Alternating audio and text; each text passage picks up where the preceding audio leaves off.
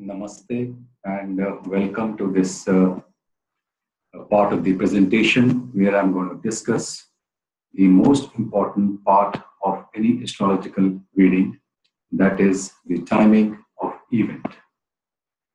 Now let me share the screen and go further from here. Now here I am enumerating the basics of the Krishnamurti Paddhati. So when you read a chart based upon these essentials, there is a paradigm shift in the way you judge or read a chart vis-a-vis the traditional astrology. Should you have any doubts in these basics, you can view my videos on each of these subjects. Now coming on to the timing of events, firstly, you select the cusp of the concerned primary house and its cuspal sublord. If the cuspal sublord and the star lord of the cuspal sublord are direct, the matter fructifies.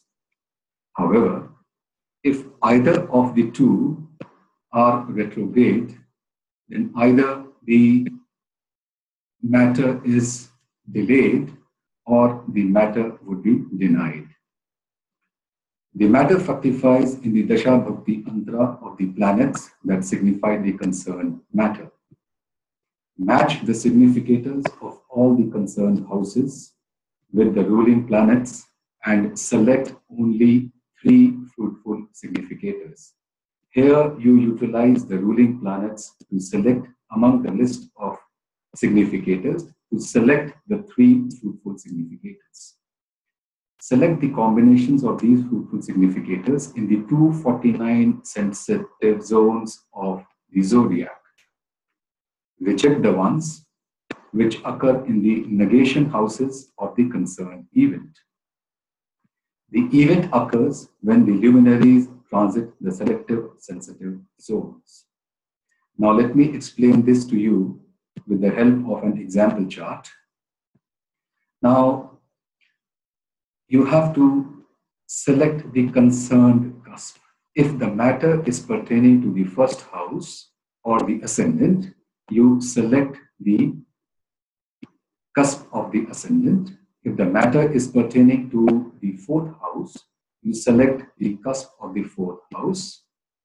Likewise, if it is in the 7th house, you select the cusp of 7th house. And for the 11th house, you select the cusp of the 11th house. This cusp would lie in a sensitive zone amongst the 249 with a sign lord, a star lord, and a sublord. The sublord of this cusp is called as the cuspal sublord. Now for this example chart, the ascendant lies in the sign of Venus. That is, the sign lord is Venus. It lies in the nakshatra of Kritika, whose lord is Sun, and it lies in the sub of Venus within the star of Kritika. So this ascendant lies basically in the lordship of Venus, in the star of Sun, and in the sub of Venus. Now this cuspal sublord Venus of ascendant lies in the star of Mercury, in the Scorpio sign.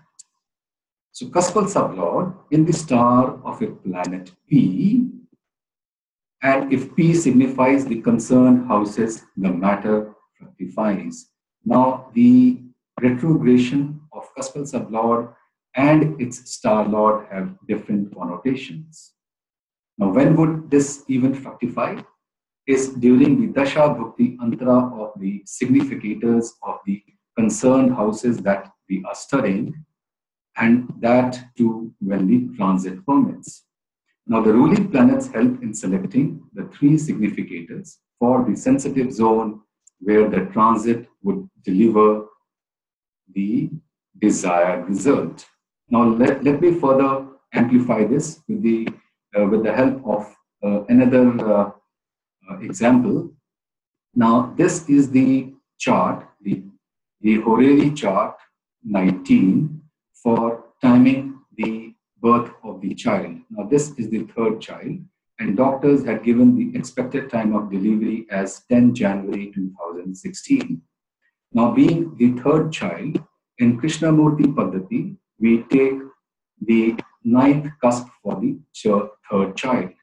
So the cuspal sublord of the ninth cusp is Moon. Moon is in the star of Ketu, which signifies the concerned houses for the birth of child. It is connected with 5, 11, 9. So it is connected with the houses of the childbirth. Now we see the connection of the present Dasha Bhukti Antara of Ketu, Rahu, Venus with these concerned houses. Yes, these are connected over here. The next step is to find the significators of the three houses, that is second house, ninth house, and 11th house from here. So we have listed the significators of these three houses over here. Now these are more than 3. So here we use the ruling planets to prune down the number of significators to the required number 3. The ruling planets are these, and the common significators amongst the two lists are enumerated here. So these are Ketu, Jupiter, Saturn in this particular example. Now the next step is to find the occurrence of the permutation and combination of these three planets amongst the 249 sensitive zones of the zodiac. So in this example, when we find the permutations and combinations of these three planets, we have 4 sensitive zones where these combinations are found. Now these numbers are the sensitive zones where these combinations have been found. Now here, if you notice, at the sensitive zone number 214, it is Saturn, Rahu, Jupiter.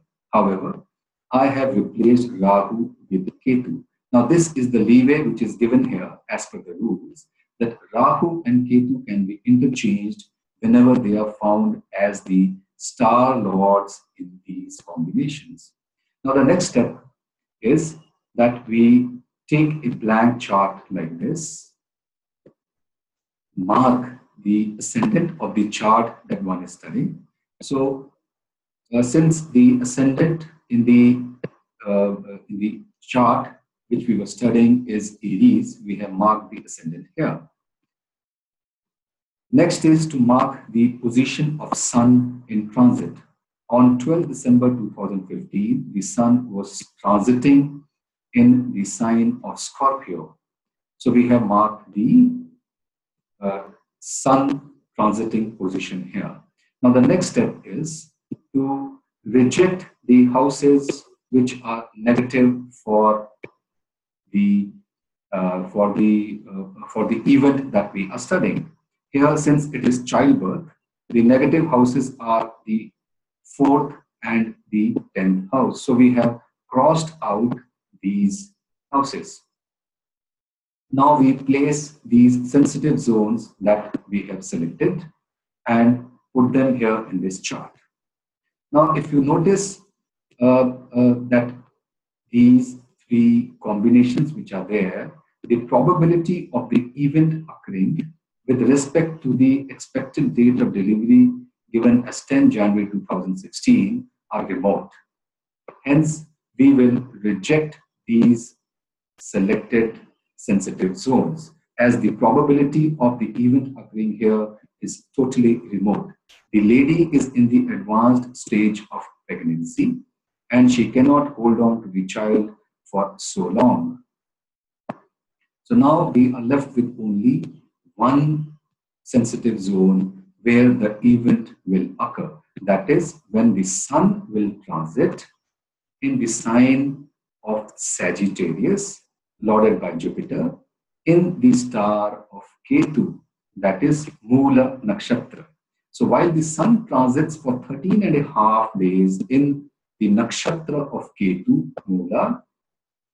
Whenever in these 13 and a half days, when the moon transits the nakshatra lord, same as that while we studied this chart, then the event would occur. The moon was transiting in the nakshatra of Ketu, Mula, when we studied this chart on 12 December 2015. So in these 13 days, the moon, when it travels in the star of Ketu, is 21 December 2015. So the moon, when transits the Ketu nakshatra, while the sun travels through the sign of Sagittarius, in the nakshatra of Ketu, the childbirth would be there. So this is how we time the event in Krishnamurti Paddhati. To summarize this, the four major steps which are involved in timing of the events are: firstly, we check the promise of the concerned Kaspal sublord. Thereafter, we check the Dasha Bhukti Antra for the consonants of the event concerned.